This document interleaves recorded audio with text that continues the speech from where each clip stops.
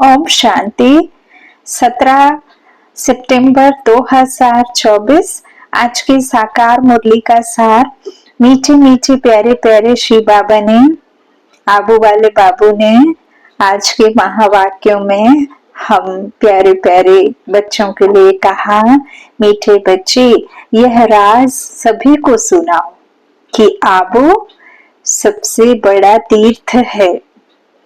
स्वयं भगवान ने यहाँ से सबकी सदगति की है। प्रश्न मुरली का, कौन सी एक बात मनुष्य अगर समझ जाए तो यहाँ भीड़ लग जाएगी? उत्तर, मुख्य बात समझ लें कि आप जो बाप ने जो राजयोग सिखाया था वह अभी फिर से सिखा रहे हैं। वह सर्वव्यापी नहीं है। बाप इस समय आबू में आकर विश्व में शांति स्थापन कर रहे हैं। उसका जड़ यादगार देलवाड़ा मंदिर भी है। आदिदेव यहाँ चैतन्य में बैठे हैं। यह चैतन्य देलवाड़ा मंदिर है। यह बात समझ लें तो आबू की महिमा हो जाए और यहाँ भीड़ लग जाए। आबू का नाम वाला हो गया तो यहाँ बहुत आएंगे। ओम शांति। बच्चों को योग सिखाया और सब जगह सब आपे ही सीखते हैं। सिखलाने वाला बाप नहीं होता, एक दो को आपे ही सिखलाते हैं। यहाँ तो बाप बैठ सिखलाते हैं बच्चों को। रात दिन का फर्क है। वहाँ तो बहुत मित्र संबंधी आदि याद आते रहते हैं। इतना याद नहीं कर सकते हैं, इसलिए देही अभिमानी बहुत मुश्किल बनते हैं। यहाँ तो देही अभिमानी तुमको बहुत जल्दी बनना चाहिए, परंतु बहुत हैं जिनको कुछ भी पता नहीं है। शिव बाबा हमारी सर्विस कर रहे हैं। हमको कहते हैं अपने को आत्मा समझ बाप को याद करो।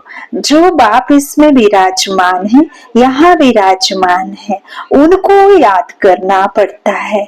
बहुत बच्चे हैं जिनको यह निश्चय ही नहीं है कि शिव बाबा ब्रह्मा तन द्वारा हमको सिखला रहे हैं।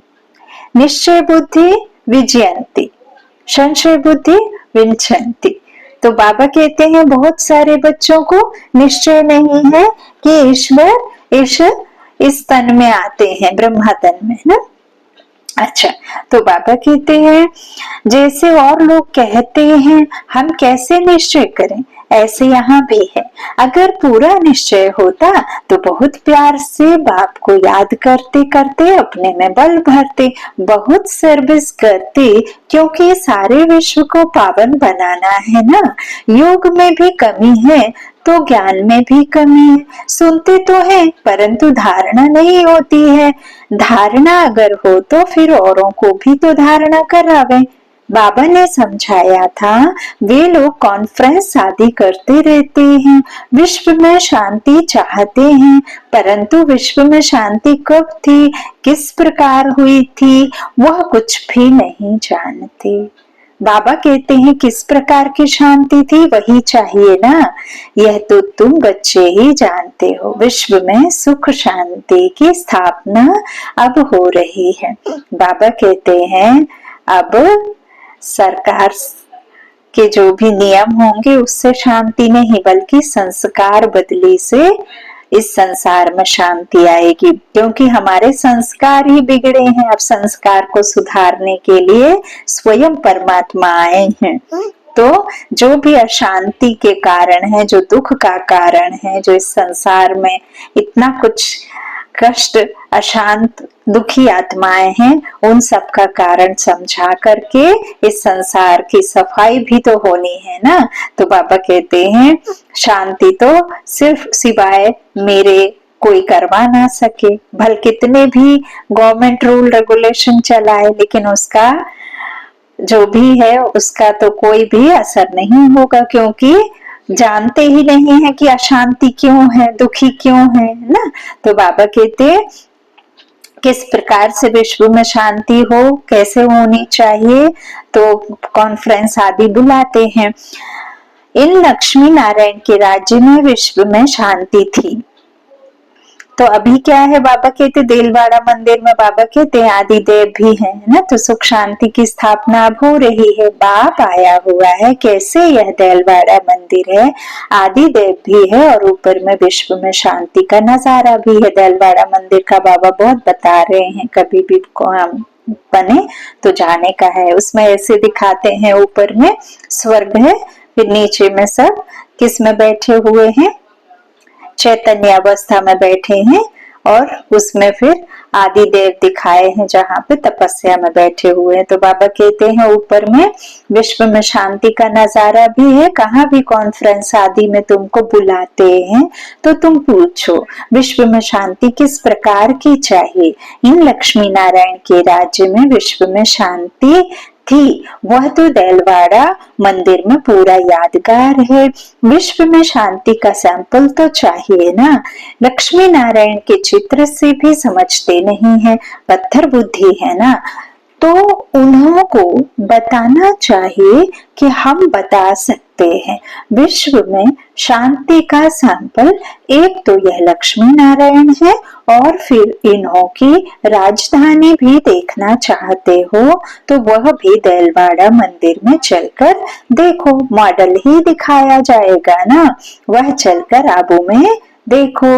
मंदिर बनाने वाले खुद नहीं जानते हैं, जिन्होंने ही बैठ यह यादगार बनाया है, जिसका देलवाड़ा मंदिर नाम रख दिया है। आदिदेव को भी बिठाया है, ऊपर में स्वर्ग भी दिखाया है। जैसे वह जड़ है वैसे तुम हो चैतन्य, इनको चैतन्य देलवाड़ा नाम रख सकते हैं, परंतु पता नहीं कितनी भीड़ हो जाए, मनुष्य ही मूंझ जाए या फिर क्या है। समझाने में बड़ी मेहनत लगती है, बहुत बच्चे भी नहीं समझते हैं। भल दर पर पास में बैठे हैं, समझते कुछ भी नहीं। प्रदर्शनी में अनेक प्रकार के मनुष्य जाते हैं, ढेर मठ पंथ हैं, वैष्णव धर्म वाले भी हैं, वैष्णव धर्म का अर्थ ही नहीं समझते हैं। श्री कृष्ण की बादशाही कहाँ है जानते ही नहीं। श्री कृष्ण की राजाई को भी स्वर्ग बैकुंठ कहा जाता है। बाबा ने कहा था जहाँ बुलावा हो वहां जाकर तुम समझाओ। विश्व में शांति कब थी? यह आबू सबसे ऊंच तीर्थ है, क्योंकि यहाँ बाप विश्व की सदगति कर रहे हैं। आबू पहाड़ी पर उनका सैंपल देखना हो तो चलकर देलवाड़ा मंदिर देखो। विश्व में शांति कैसे स्थापन की थी उनका सैंपल है, सुनकर बहुत खुश होंगे। जैनी लोग भी खुश होंगे। तुम कहेंगे यह प्रजापिता ब्रह्मा हमारा बाप है, आदि देव। तुम समझाते हो फिर भी समझते नहीं, कहते हैं ब्रह्मा कुमारियां पता नहीं क्या कहती हैं। तो अब तुम बच्चों को आबू की बहुत ऊंची महिमा करके समझाना चाहिए। आबू है बड़े ते बड़ा तीर्थ, बॉम्बे में भी समझा सकते हो। आबू पहाड़ बड़े ते बड़ा तीर्थ है, क्योंकि परम पिता परमात्मा ने आबू में आकर स्वर्ग की स्थापना की है। कैसे स्वर्ग की रचना रची है, वह स्वर्ग का और आदिदेव का मॉडल सब आबू में है, जिसको कोई भी मनुष्य समझते नहीं। हम अब जानते हैं, तुम नहीं जानते हो, इसलिए हम तुमको समझाते हैं। पहले तो तुम पूछो कि विश्व में शांति किस प्रकार चाहते हो। कभी देखा है विश्व में शांति? तो इनकी लक्ष्मी नारायण के राज्य में थी। एक ही आदि सनातन देवी देवता धर्म था, इनकी डिनास्टी का राज्य था। चलो तो इन्हों की राजधानी का मॉडल आबू में तुमको दिखाएं। यह तो है ही पुरानी पतित दुनिया, नई दुनिया तो नहीं कहेंगे ना। नई दुनिया का मॉडल तो यहाँ है, नई दुनिया स्थापन हो रही है। तुम जानते हो तब बतलाते हो, सभी नहीं जानते हैं, ना बतलाते हैं, ना समझ में ही आता है। बात है बहुत सहज। ऊपर में स्वर्ग की राजधानी खड़ी है, नीचे आदि देव बैठा है, जिसको एडम भी कहते हैं। वह है ग्रेट ग्रेट ग्रैंडफादर। ऐसी तुम महिमा सुनाएंगे तो सुनकर खुश होंगे। है भी बरोबर एक्यूरेट। कहो, तुम श्री कृष्ण की महिमा करते हो, परंतु तुम जानते तो कुछ भी नहीं हो। श्री कृष्ण तो बैकुंठ का महाराजा है, विश्व का मालिक था। उसका तुम मॉडल देखना चाहते हो तो चलो आबू में तुमको बैकुंठ का मॉडल दिखाएंगे। कैसे पुरुषोत्तम संगम युग पर राजयोग सीखते हैं, जिससे फिर विश्व के मालिक बने हैं, वह भी मॉडल दिखावे। बाबा कहते हैं संगम युग की तपस्या भी दिखाएं, प्रैक्टिकल जो हुआ था उनका यादगार दिखाएं। शिव बाबा जिसने लक्ष्मी नारायण का राज्य स्थापन किया, उनका भी चित्र है। अम्बा का भी मंदिर है। अम्बा को कोई 10-20 भुजाएं नहीं है, लेकिन शक्तियों को शो करने के लिए फिर अलग अलग शस्त्र अस्त्र दे दिए हैं। लेकिन बाबा ने कहा तुम ब्राह्मणों के लिए ही सारे अलंकार हैं, शस्त्र सारे तुम ब्राह्मणों को दिए। जहां जरूरत है वहीं देंगे ना, जिसमें भरपूर है, जो सर्वशक्तिमान पिता की रचाई रचना नई दुनिया, जहाँ संपूर्ण संपन्न है, निर्विकारी दुनिया है, जहाँ किसी प्रकार का कोई 5 विकारों से दुख देता ना लेता, वहां 5 विकार है ही नहीं, तो वहां क्या जरूरत, क्या दरकार है शस्त्र की। तो अष्ट शक्तियों को अष्ट भुजाओं में दिखाया, लेकिन अष्ट शक्तियां परमात्मा ने संगम युग पर ब्राह्मणों को दी है। समाने की शक्ति ना, सहने की शक्ति। बाबा ने अष्ट शक्तियों का भी 7 रोज की भट्टी में बताया है ना। पहले दिन में मैं कहने वाली मैं कौन, फिर शिव कौन, 3 लोग कौन, सृष्टि झाड़ बताया। बाबा ने फिर 84 का चक्र बताया, है ना। बाबा ने फिर शक्तियां भी बताई, योग के द्वारा कैसे कैसे शक्तियां लेनी है। तो ये बाबा ने 7 दिन के कोर्स में सब बताते। इसीलिए बाबा बार बार कहते हैं जब तक आप 7 रोज की भट्टी में नहीं पकेंगे, तब तक आपको बाबा का ज्ञान समझ में नहीं आएगा। तो बाबा कहते हैं 10-20 भुजाएं देवियों की, अम्बा की नहीं होती हैं। भुजाएं तो 2 ही होती हैं। तुम आओ तो तुमको दिखाएं। बैकुंठ भी आबू में दिखाएं। आबू में ही बाप ने आकर सारे विश्व को हेवन बनाया है, सदगति दी है। आबू सबसे बड़ा तीर्थ है, अरावली पर्वत है ना। सब धर्म वालों की सदगति करने वाला एक ही बाप है। उनका यादगार चलो तो आपको आबू में दिखाएं। आबू की तो तुम बहुत महिमा कर सकते हो, तुमको सब यादगार दिखाएं। क्रिश्चियन लोग भी जानना चाहते हैं प्राचीन भारत का राजयोग किसने सिखाया, क्या चीज थी, बोलो चलो आबू में दिखाएं। बैकुंठ भी पूरा एक्यूरेट बनाया है ऊपर छत में। तुम ऐसा नहीं बना सकते हो, तो यह अच्छी रीति बताना है। टूरिस्ट धक्का खाते हैं, वह भी आकर समझे। तुम्हारा आबू का नाम बाला हो गया तो बहुत आएंगे, आबू बहुत मशहूर हो जाएगा। अभी देखो हो गया ना, जब कोई पूछते हैं कि विश्व में शांति कैसे हो, सम्मेलन आदि में निमंत्रण देते हैं, तो पूछना चाहिए विश्व में शांति कब थी, वह जानते हो। विश्व में शांति कैसे थी, चलो हम समझाएं। मॉडल शादी सब दिखाएं। ऐसा मॉडल और कहाँ भी नहीं है। आबू ही सबसे बड़ा ऊंच तीर्थ है, जिसमें बाप ने आकर के विश्व में शांति सर्व की सदगति की है। यह बातें और कोई नहीं जानते। तुम्हारे में भी नंबरवार हैं, भल बड़े महारथी म्यूजियम आदि संभालने वाले हैं, भल बड़े हैं बाबा कहते, परंतु ठीक रीति किसको समझाते हैं वा नहीं। बाबा रीड तो करते हैं ना, बाबा सब कुछ समझते हैं, जो भी जहां भी है उसको समझते हैं। कौन कौन पुरुषार्थ करते हैं, क्या पद पाएंगे। इस समय अगर मर पड़े तो कुछ भी पद पा नहीं सकेंगे। याद के यात्रा की मेहनत वह समझ नहीं सकते। बाप रोज रोज नई बातें समझाते, ऐसे ऐसे समझा कर ले आओ। यहाँ तो यादगार कायम है। बाप कहते हैं मैं भी यहाँ हूँ, आदि देव भी यहाँ है, वैकुंठ भी यहाँ है। आबू की बहुत भारी महिमा हो जाएगी। आबू पता नहीं क्या हो जाएगा। जैसे देखो कुरुक्षेत्र को अच्छा बनाने के लिए करोड़ों रुपया उड़ाते रहते हैं, कितने ढेर मनुष्य जाकर वहां इकट्ठे होते हैं, इतनी बदबू गंदगी होती है, बात मत पूछो, कितनी भीड़ होती है।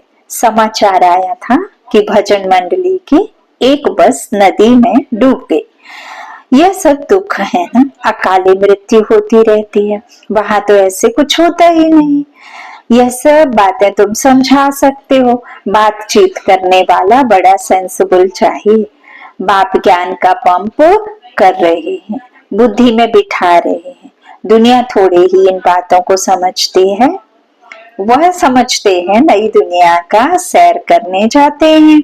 बाप कहते हैं यह दुनिया पुरानी गई की गई। वह तो कहते हैं 40,000 वर्ष पुराने हैं। तुम तो बतलाते हो कि सारा कल्प ही 5,000 वर्ष का है। पुरानी दुनिया का तो मौत सामने खड़ा है, प्रैक्टिकल में दिखाई भी दे रहा है। तो बाबा कहते इसको कहा जाता है घोर अंधियारा। महाभारत की लड़ाई तो यही है, जो वो शास्त्रों में महाभारत दिखाया वो थोड़ा होती है। बाबा कहते हैं असल में इन स्थूल नेत्रों से तुम महाभारत की लड़ाई देखोगे और देख रहे हो ना। अच्छा, तो बाबा कहते पुरानी दुनिया का तो मौत सामने खड़ा है, इसको कहा जाता है घोर अंधियारा। कुंभकर्ण की नींद में सोए पड़े हैं। कुंभकर्ण आधा कल्प सोता था, आधा कल्प जागता था, है ना। तो देखो 6 मास जागता था, 6 मास सोता था, ऐसे दिखाते। तो आत्मा क्या है, आधी आधी है। आधे कल्प सोती है, आधे कल्प जगाकर परमात्मा सुख में भेज देते हैं ना। तो जाग के रात में नहीं रहती, दिन में रहती है। और जब सो जाती है तो क्या होती है, बुद्धिहीन हो जाती है, बिल्कुल समझ नहीं होती है ना, बुद्धि हो जाती है। तो बुद्धिमान तो बाबा बनाते हैं ना, बुद्धू से बुद्धिमान। तो समझ का तीसरा नेत्र परमात्मा ही तो आकर आत्मा का आत्मा रूपी नेत्र में बुद्धि देते हैं।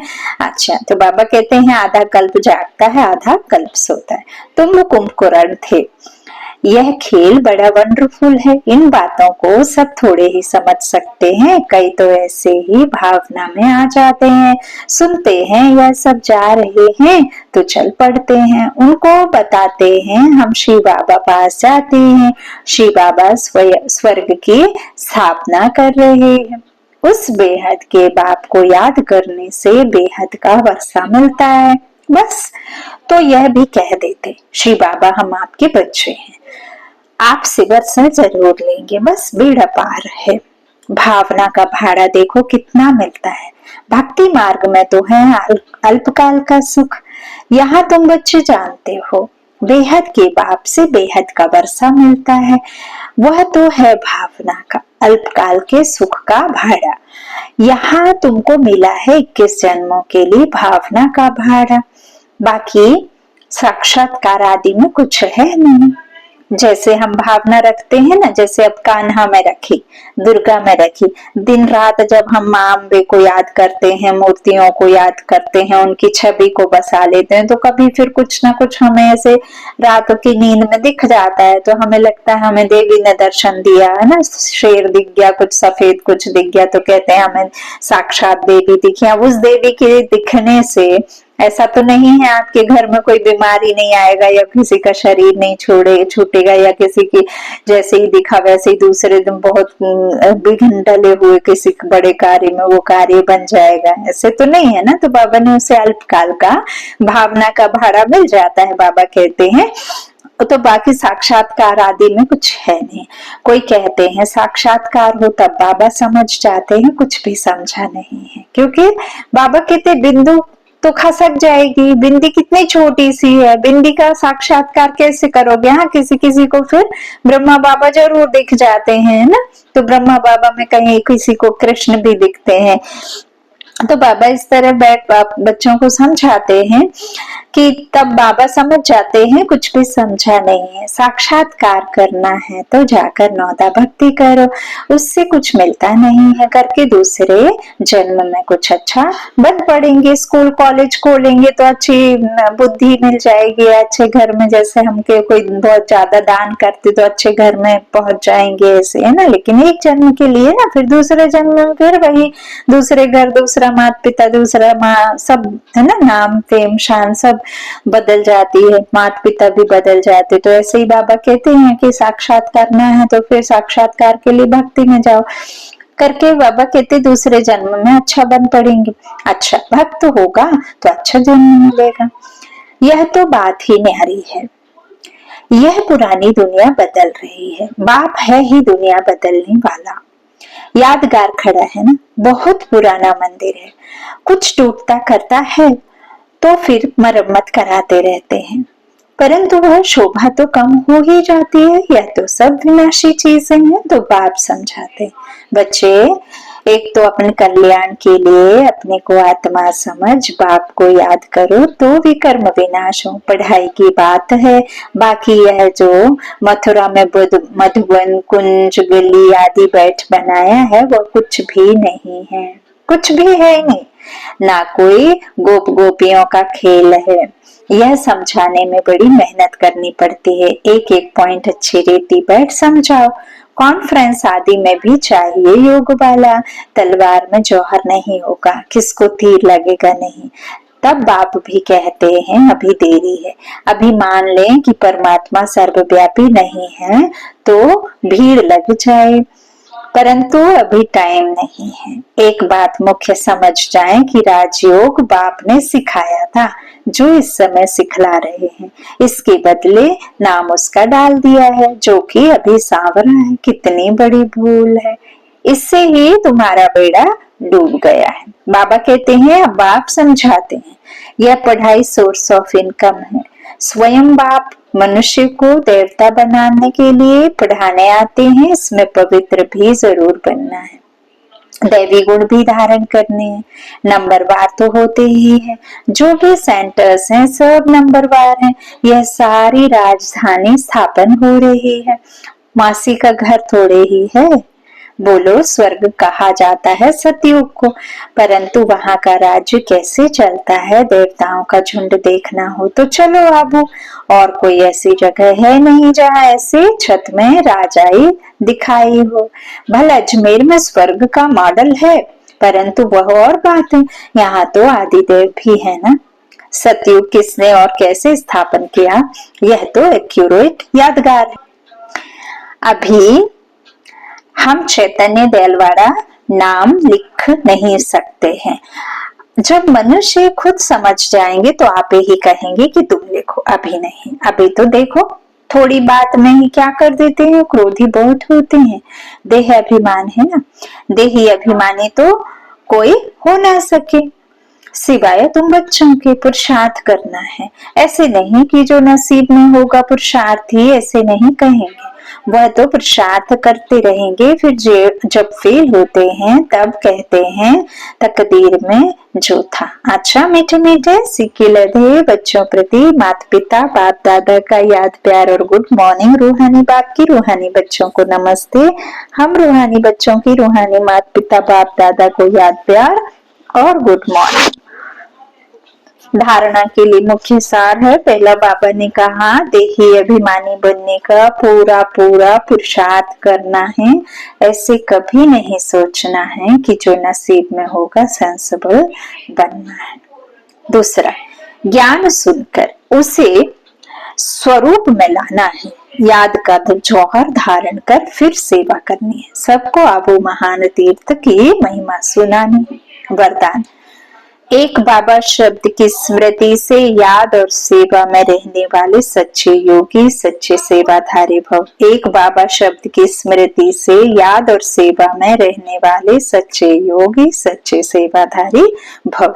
आप बच्चे मुख से व मन से बार बार बाबा शब्द कहते हो, बच्चे हो तो बाबा शब्द याद आना या सोचना ही योग है, और मुख से बार बार कहना कि बाबा ऐसे कहते हैं, बाबा ने ये कहा, यही सेवा है। लेकिन इस बाबा शब्द को कोई दिल से कहने वाले हैं, कोई नॉलेज के दिमाग से। जो दिल से कहते हैं उन्हें दिल में सदा प्रत्यक्ष प्राप्ति, खुशी और शक्ति मिलती है। दिमाग वालों को बोलने समय खुशी होती, सदा काल की नहीं। दिमाग वालों को बोलने समय खुशी होती, लेकिन सदा काल की नहीं। स्लोगन, परमात्मा रूपी क्षमा पर फिदा होने वाले ही सच्चे परवाने हैं। परमात्मा रूपी क्षमा पर फिदा होने वाले ही सच्चे परवाने हैं। अच्छा, ओम शांति। शुक्रिया बाबा, शुक्रिया।